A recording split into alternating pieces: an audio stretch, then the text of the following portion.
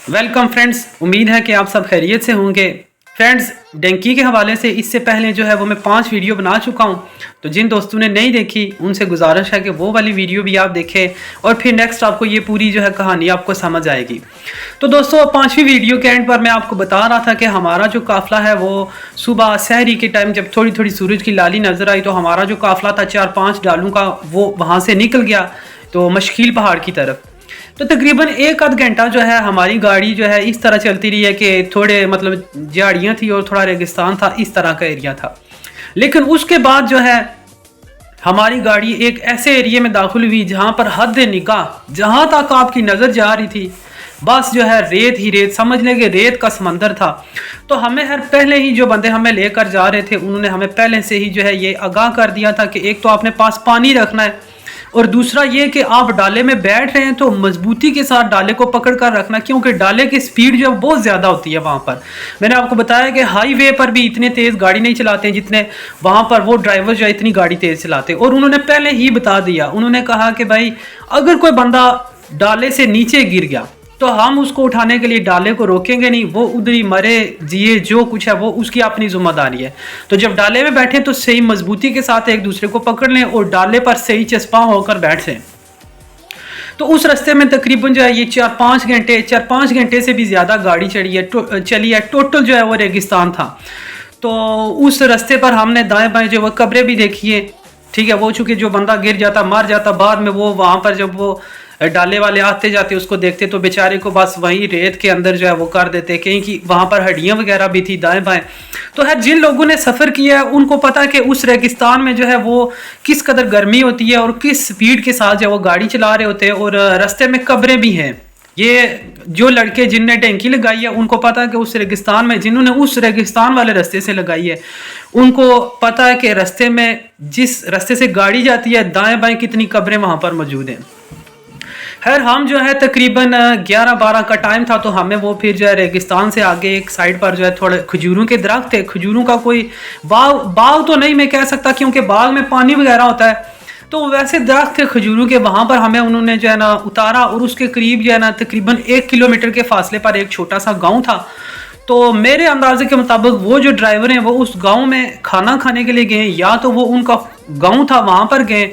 तो उन्होंने हमें बताया कि आप यहाँ पर थोड़ी देर रेस्ट करें, खाना पीना खाएं, यहाँ पर कुछ बच्चे या कुछ मर्द हजरात आएंगे वो आपको चीज़ें बेचेंगे, आप उनसे लें और हम जो है रेस्ट करके आते हैं थोड़ी देर खाना शाना खा के। खैर हमें वहाँ पर उन्होंने उतारा खजूरों के वो दरख्तों के नीचे। तो वो वीडियो जो है वीडियो भी मैंने कैप्चर की हुई है। वैसे मुख्तलिफ मैंने जो है ना वो लोग देखे कि उस जगह की अमूमन जो है वो वीडियो बनाते हैं।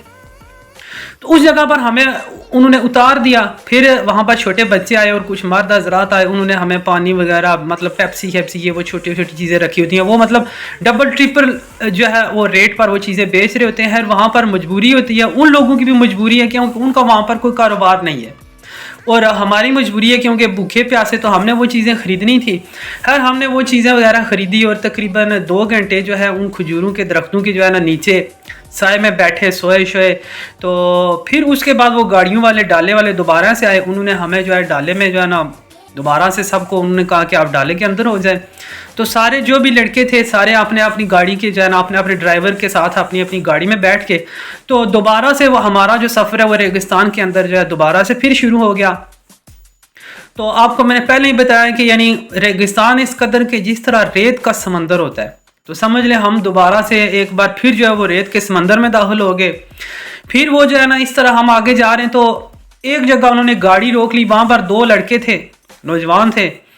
तो उन्होंने सारी गाड़ियाँ रोकी और उन्होंने कहा भाई आप सारे बंदे जितने भी हैं सारों को गिना, लाइन उन्होंने बनाई। उन्होंने कहा कि आप जो है 2-2 हज़ार रुपया हमें देंगे। हमें उन्होंने कहा कि ये जो है ये मुजाहिदीन के लिए है, लेकिन मेरे अंदाजे के मुताबिक वो मुजाहिदीन के लिए नहीं था। वो जो है वो पैसा उन्होंने अपनी ज़ात के लिए लिया, मतलब उन 2 लड़कों ने अपनी ज़ात के लिए नहीं लिया। वहाँ पर असल में बहुत बड़ा एक माफिया है। तो आप जब किसी के इलाके में से गुजरते हैं तो फिर आपको कुछ ना कुछ टैक्स वहाँ पर देना पड़ता है। तो समझ लें कि वो टैक्स के तौर पर उन्होंने लिया, लेकिन उन्होंने हमें कहा जी ये मुजाहिदीन के लिए ये आपको देना पड़ेगा। तो जो हमारे ड्राइवर हजरात थे उन्होंने भी कहा भाई ये तो रूल है इस जगह का, यहाँ पर हर बंदे को 2-2 हज़ार रुपया देना पड़ेगा। कुछ लड़कों ने नहीं दिया, उनको उन्होंने सही जो है ना मार पिटाई की, लेकिन उसके बाद उन लड़कों ने दिया भी।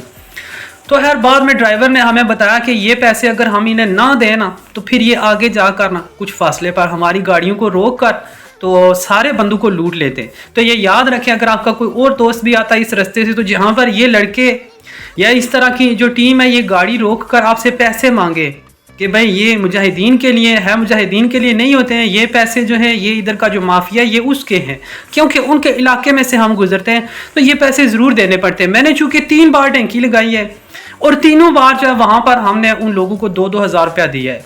इस लिहाज से मुझको मतलब मुझे इस हवाले से थोड़ा सा बेहतर पता है। या बाकी जो भी लड़के जिनने 2 बार 3 बार टंकी लगाई है, कुछ लोगों ने तो ज़्यादा बार या टंकी लगाई है, उनको बखूबी पता होगा कि वहाँ पर जो है वो 2-2 हज़ार रुपया, वो समझ लें कि वो आपसे लेते हैं, टैक्स लेते हैं, वहाँ पर जो माफिया का टैक्स है वो आपसे लेते हैं।